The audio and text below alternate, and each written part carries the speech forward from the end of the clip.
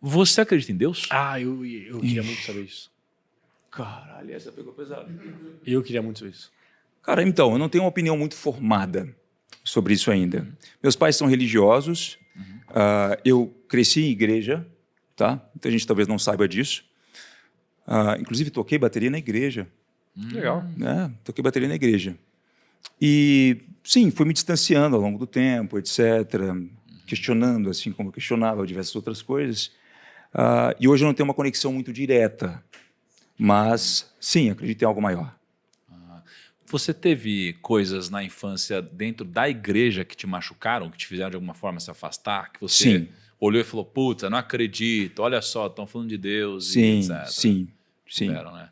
E aí, como a maioria das pessoas, eu reuni alguns padrões que se condiziam também com o que estava fora dali. E aí, enfim, cheguei a algumas conclusões. Sim. Mas é legal a gente nunca confundir, né? Assim, já que você tem fé, eu me permito dizer isso, né? Que às vezes a gente confunde as coisas, e não que seja o seu caso, mas talvez seja de muitas pessoas, né? A gente, às vezes, é magoado pelas pessoas e não por Deus. E Exato. a gente considera Culpa a instituição, quase como se, né? pô, é Deus. Não, as pessoas e não Deus, né? São coisas completamente diferentes, né? E, cara, e você, assim... Você tem momentos de tristeza profunda? Tenho. Quando que aparecem esses momentos? Parecem momentos de extrema pressão, sabe? Pressão por imaginar que, de algum modo, eu não vou conseguir dar conta daquilo, e o não dar conta daquilo envolve me abdicar de um futuro que eu tenho a expectativa de um dia conseguir. Eu tenho muito o apreço ao tempo. Então, se eu começo a fazer uma coisa, eu vou começar a contar os dias que eu estou fazendo aquilo, para que, se eu pensar em desistir, a minha mente já me joga a seguinte frase: você já gastou X dias nisso. Vai jogar fora? Onde eu quero chegar? Eu sou muito aficionado com essa questão de tempo. E quando eu chego nesses momentos de inflexão, de tristeza, cara, eu dou um salto muito rápido de volta. Alguns dias eu passei por algumas pressões que, literalmente, Tiago, de 10 mil pessoas que eu conheço, eu sei de uma que poderia aguentar.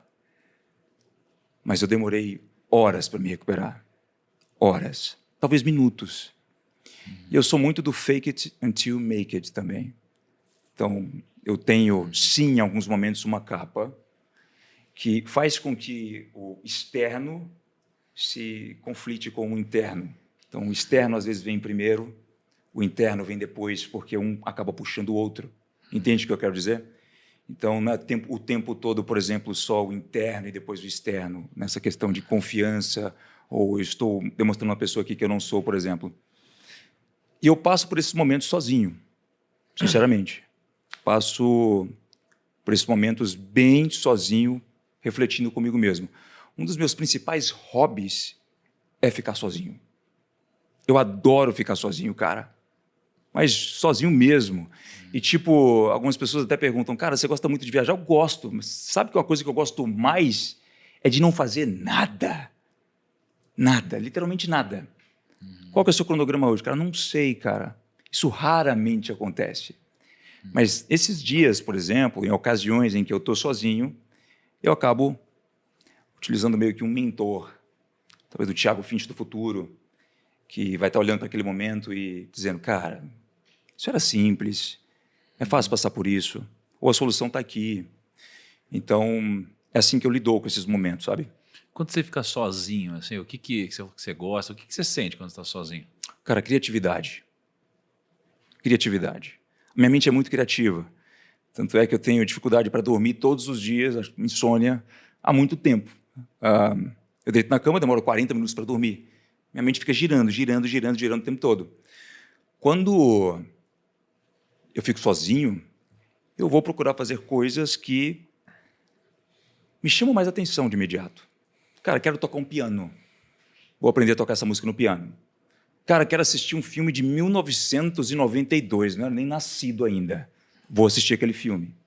E o interessante é que, nesses momentos, a minha mente me traz de volta respostas para aquelas questões que, para mim, antes eram talvez muito complicadas, complexas.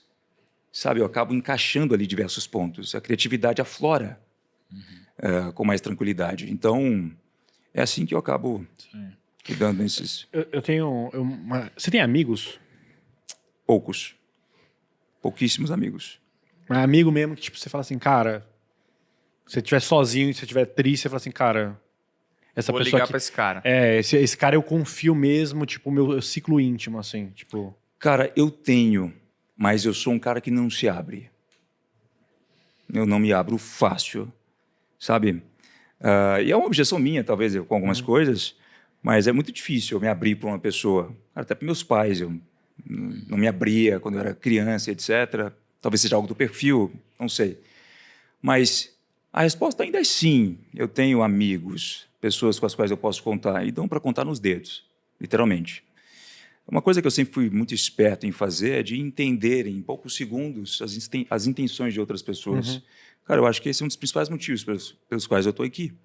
Sabe? Não é só pelo conhecimento no digital, não é só por, enfim, inúmeras coisas que as pessoas veem, mas pela habilidade de saber estar com as pessoas certas, identificar facilmente o que uma pessoa quer, por exemplo, ou não quer.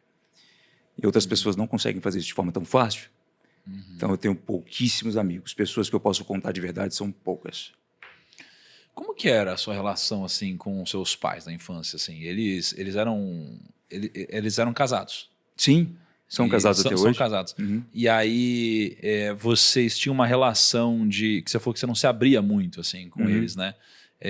Como que era essa relação? Você ficava mais fechado, mais sozinho? Vocês faziam... Na verdade, eu sempre fui muito extrovertido. Extrovertido. Sempre fui o cara, por exemplo, que na escola, no dia que eu faltava, a escola ficava triste.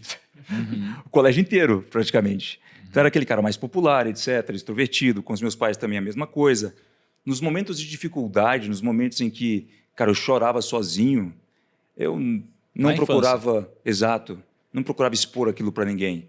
Por exemplo, eu passei por algumas dificuldades quando eu comecei no digital, algumas inseguranças, em alguns momentos que eu literalmente cheguei à conclusão que eu não iria conseguir.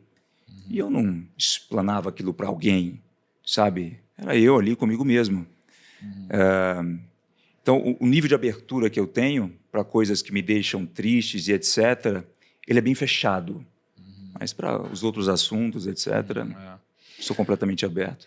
Cara, que eu pego algumas coisas que tá falando, assim, que eu acho muito interessante. Assim, a pessoa que ela consegue mudar rápido o modo de quando você é uma pessoa que você tá sofrendo, você falou que poucas pessoas aguentariam, você consegue rapidamente mudar, geralmente é o perfil de pessoa que, cara, aprendeu muito a sofrer na infância e aí consegue virar essa chave rápido. Pra caramba na infância, e dá conta. Cara. Sim. E dá conta, né? Sim. E aí tem uma coisa que eu não acredito. Quando você fala que você gosta de ficar sozinho. Cara, eu não amo. acredito.